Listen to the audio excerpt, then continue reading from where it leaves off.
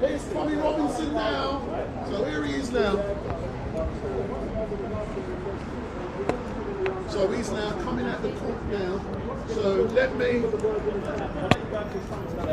So he's just about to exit the court now. So let's hear what has transpired.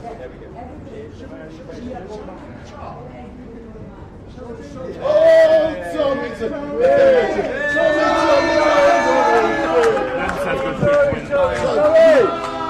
I am Victoria Bird, Sky News reporter. You left your bottle here, yeah? If you want, I'm happy to meet you and give you it. So Tommy, Wendell Denetham Street, Mike, what has transpired this afternoon? It transpired that just before, after hearing all the evidence, their own prosecutor asked for a break so he could review the Crown's position. What he means is he heard that the police officers have falsified evidence. At the moment of giving me the dispersal order, they didn't even have a signed dispersal order. The time on the dispersal order was 2 o'clock. They arrested me at 1 o'clock. They then went in later at 4 o'clock and changed the times. Yeah? So there was no lawful order to disperse me. The officer who sanctioned and authorised the order didn't have authorisation to do it in that area. I wasn't in the zone to get dispersed from. Every single thing they done unlawfully and illegally. Yeah, they're meant to take into account my rights as a journalist. That they took no accounts. The officer's words were "so what?" Yeah, when I mentioned it, they are meant to give you legal time to leave from the time of me apparently receiving the order, which they didn't even read out properly. They're meant to say that you have a right to challenge the order if you believe you have a reason why you shouldn't have to leave. Yeah, he didn't say that at all. He just left that totally out because they knew I was trying to put across my right that I'm a journalist and I'm at work. They're not allowed to legally give an order to someone who's a journalist and at work. Yeah, so they failed on 5 or 6 legal points today. But so we've asked the case to be dismissed. At 10:30 in the morning, the judge will make the decision if there's even evidence. Yeah. So if he says there is evidence and there was a lawful order, then we continue with the trial where I give evidence, where my witness gives evidence, where we show, which we prove today. At no point, every police officer, you heard the officer in his evidence said, one of them said, well, I lost my body cam footage. The other officer said, oh, mine was deleted over. The reason why they don't want the body cam footage is because then you have the audio of what they were saying and what I was saying, yeah? All I was saying is my need my car keys, which again is a reasonable excuse for me not to leave, which I didn't even say I wasn't leaving. What I kept saying is, I need my colleague, yeah? He needs to come with me. If you're going to escort me out of here, my car's over there, he's got my car keys, how can I leave? You can't just walk me down the road, my car's there. So all of this has been deleted, there is no footage, which again, I think the Met Police have just exposed themselves as corrupt, as liars, as believing they are above the law themselves. The actions, we've all seen two-tier policing. It's been a total embarrassment and humiliation to the whole country. Everyone now knows the things I spoke about 13 years ago. When I first started my activism, I spoke about two-tier policing. When I first wrote a leaflet dated 2004, I talked about how whites and blacks are being racially and religiously targeted in Luton Town by Islamic gangs and the police do nothing.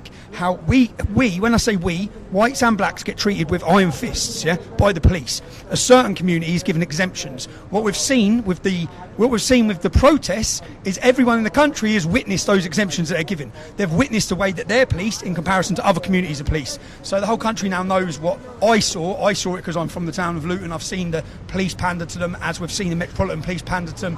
These problems, the reason why grooming gangs were allowed to happen is because the police were scared of them. It's not just grooming gangs they let happen. They literally let every crime go along. 55,000 girls female genitally mutilated with not one single prosecution in this country. That crime carries 14 years in prison. No one was prosecuted. There are exemptions across the board because we have a police force which is intimidated by an Islamic extremist community. That's what we're seeing. So I've gone off on one there, but I'm in court. I think tomorrow I should have my name cleared. I want to say a thank you to every single person who supported me.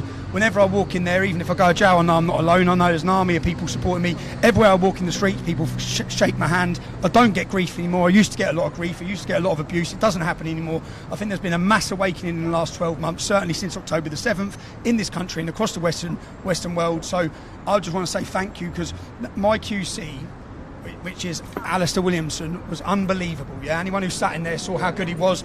Tana, who is my solicitor from Carson Kay, they've been brilliant throughout this.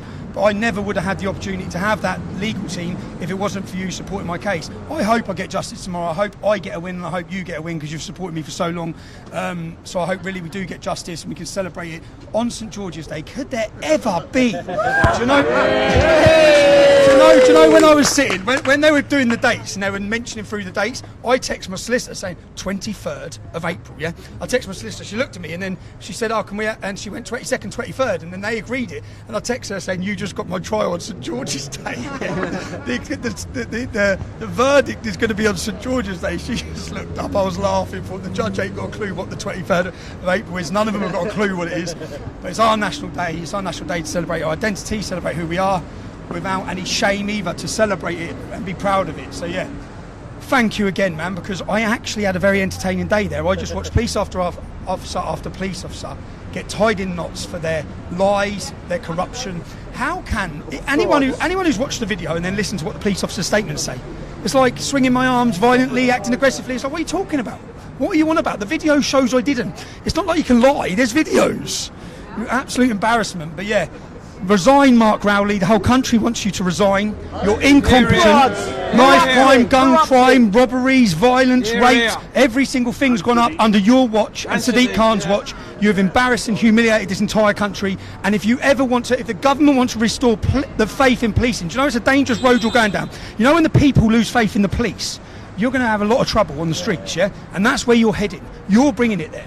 So you need to resign and restore some faith. You need to resign anyway because it's absolutely embarrassing the way you've treated these demonstrations for 6 months. You've allowed Islamic radicals to take over our capital city week in, week out, and you've come down on their side against law-abiding citizens. I was a law-abiding citizen on the 26th of November. I was there to do my job. You sent your boot boys in to violently attack me, and tomorrow we get the verdict which proves it to the world. So thanks everyone for your support.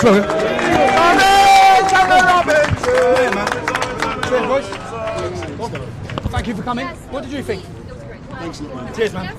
Yeah. 10 years of Dummy! Yeah, I don't see how I can't. I don't see how I can't. It's not legal. Very skeptical. Yeah.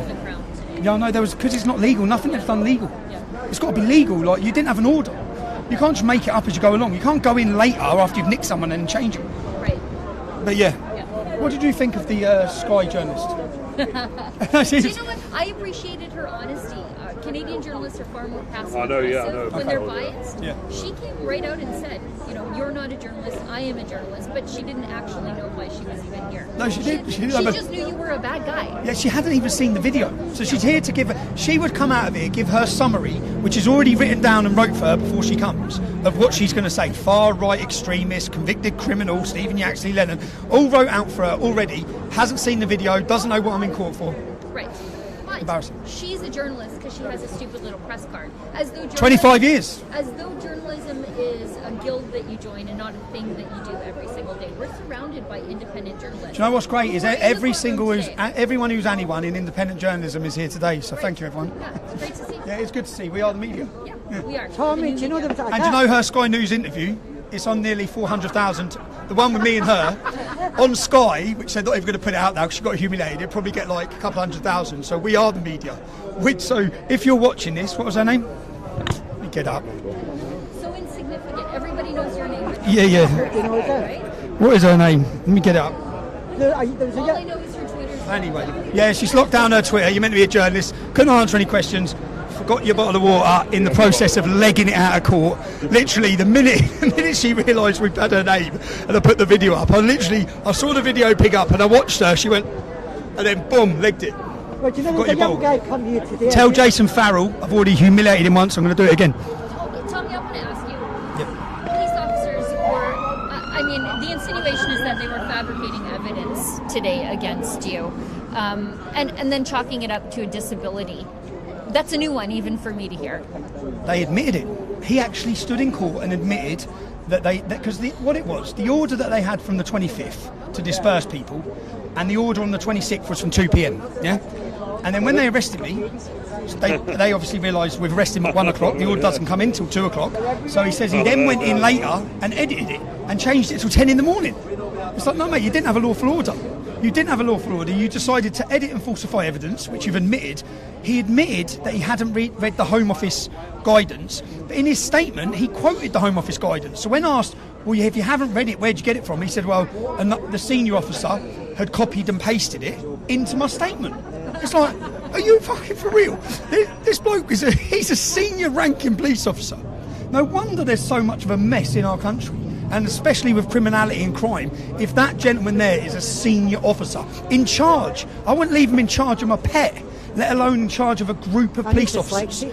I did appreciate his honesty after the fact, though, because he said, well, I'm not even sure if the order I drafted is valid.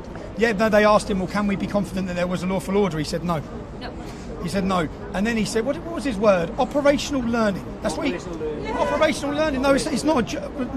If you're that police officer, it's not operational learning. You nicked me in front of everyone. You pepper sprayed me from point blank range. You arrested me in front of my kids on my daughter's birthday.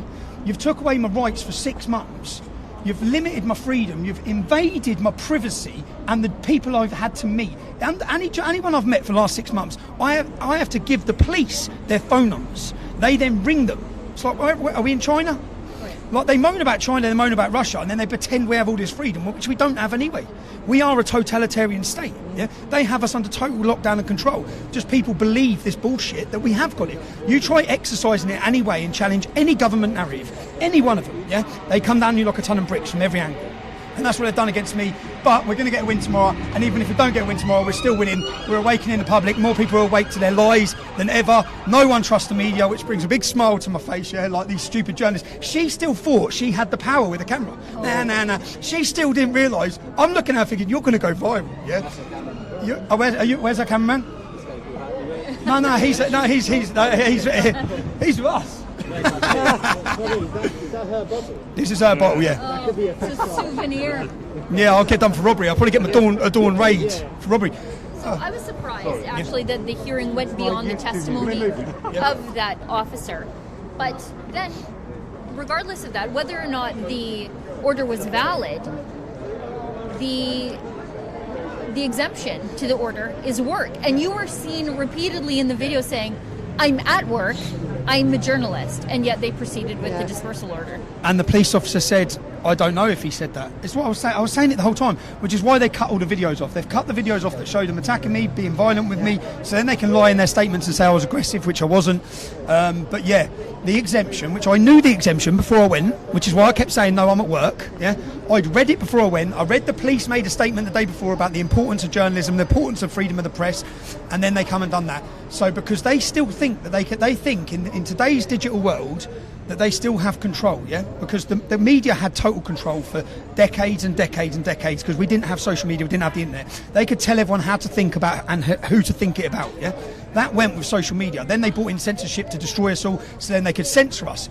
Elon Musk has given us back our voice, yeah? So this Sky News reporter, I wouldn't have been able to humiliate her today without X, without my social media platform. That she would have been able to put together her story, all the mainstream would be able to put together their lies, because usually all of these citizen journalists would have still been censored. Everyone's demonetised, who's here probably, on YouTube. Everyone's silenced, can't talk about vaccine, can't talk about this. But on X, we have freedom of speech. So it's great to have a platform where we can share the truth and we can embarrass them. And tomorrow, that's what we're going to come here and do on St George's Day. You coming? I am. Yep. Cool. Right.